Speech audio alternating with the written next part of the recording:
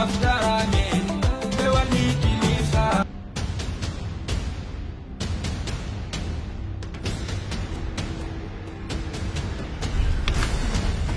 miyeti no mami inni min kama ko an kanko tutaje makko den ko ndaha on non ko dum mo jetta ko bindi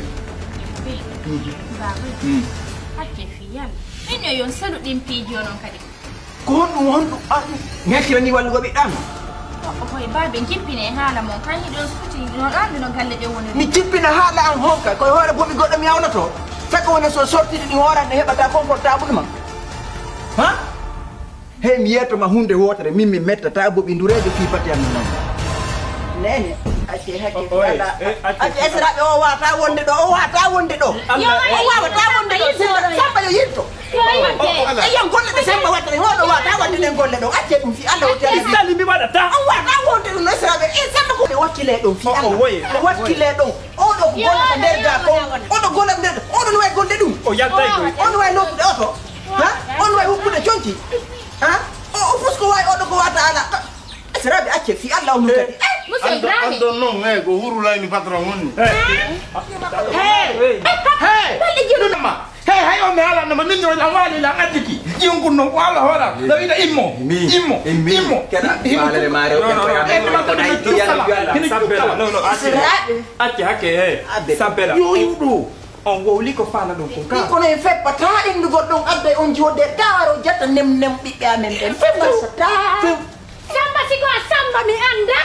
on anda siko samba mi anda on anda ga mari dole mi anda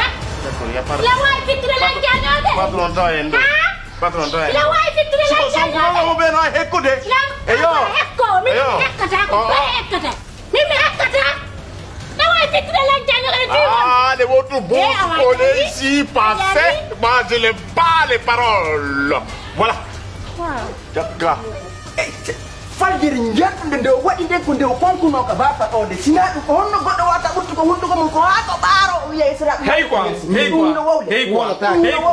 simoko ba helsi ay tay hersa kanka gite yomi yetuma haraka kan tun hattuno haray no fima no moji fi am no moji woni kamilu bilanda ko kawtiri tebe ha joni boni bilanda ki ma alon dotola wo be landa wa milanda am bilanda ki parce que ko wiuda kon do na karmo ko da ha na o ko hakkunde an e biddo an mi sonari on goy ngandi o ngande la joni donc ila ozi sappa golla mi sappike o minni ngandi o ngande ila ozi sappa golla mi ko jidiraje mi nana yinde dum wo se andi la sika ko bobo adda ila siku de bayno rawni no laba ko bobo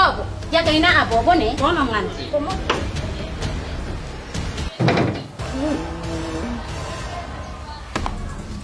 Kani awa goddum no ardi ka galle do je vais changer les tic tac là moraliser les gens qui sortent dans la cour ici kabe robu juma bena ye le yalarba